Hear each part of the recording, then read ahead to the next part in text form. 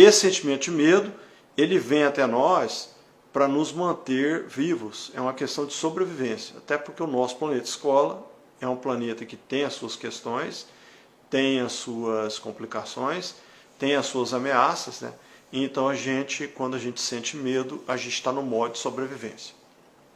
Só que quando a gente avança um pouquinho nessa questão do estudo do medo, a gente percebe que o medo, quando ele não está ligado às questões de sobrevivência pura, né, eles nos atrapalham na nossa vida, no dia a dia das nossas vidas. Então, quando a gente, por exemplo, analisa questões, por exemplo, de saúde física, né, vamos pensar. Então, a gente percebe, por exemplo, que o sentimento de medo, quando você faz o escaneamento ou com pêndulo, ou mesmo a pessoa que tem a visão remota, tem a clarividência desenvolvida, ela percebe que a pessoa que está vivenciando o medo, ela tem o seu chakra básico, o chakra da terra, paralisado, né? Ele diminui a atividade, fica hipoativo.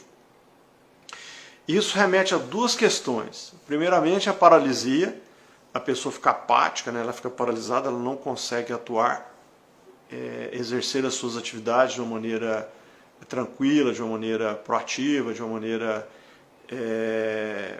digamos assim, diligente.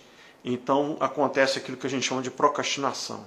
Então sempre que a pessoa procrastina, é porque no interior dela, no íntimo dela, ela carrega um sentimento do medo. Ou o medo do fracasso, o medo do julgamento, o medo da crítica, o medo do insucesso, o medo da falha, o medo da derrota, qualquer tipo de medo. Então isso faz com que a pessoa procrastine devido a esse sentimento de medo.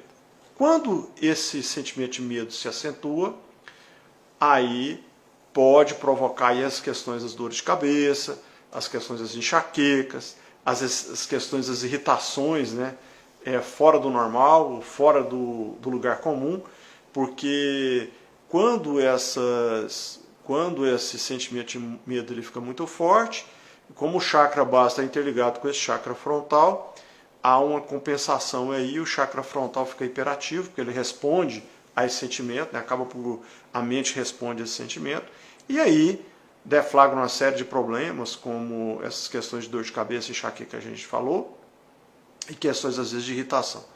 Por outro lado, questões de medo crônicos, né? Aquela pessoa que vive no estado de medo, ela pode desenvolver aí as questões de hipertensão, por conta até das questões porque o que é o aumento da pressão? O aumento da pressão, quando você tem um aumento de pressão, geralmente é para responder a alguma ameaça, né? Seja ela real ou imaginária. Então, quando essa ameaça não se desfaz e você fica num estado constante de sentimento de ameaça, aí você começa a desenvolver um processo de hipertensão para responder a essa ameaça que, entre aspas, você carrega. E quando não, deflagra aí o sentimento de ansiedade, e esse sentimento de ansiedade, por suas vezes, vai provocar a questão da hiperatividade do chakra cardíaco. Aí vem as questões das alergias, as questões das doenças autoimunes, as questões das escleroses, as questões dos vitíligos e de outras doenças, de outras somatizações físicas que a gente tem, que são, por tabela, em última instância, deflagrados por esse sentimento de medo que o indivíduo carrega, né? Que essa pessoa carrega. E aí, fora dessas questões do âmbito físico, né, nós temos as questões do dia a dia da vida.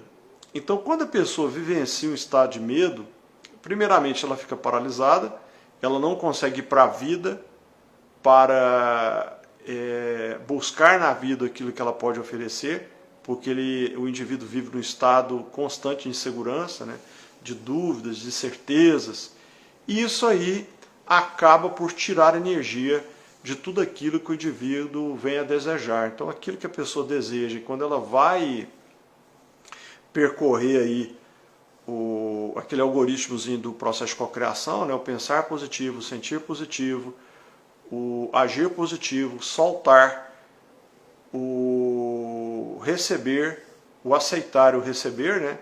Então acaba que a pessoa não consegue gerar energia suficiente para fazer o colapso da função de onda. E a pessoa não consegue manifestar na vida dele aquilo que ele deseja.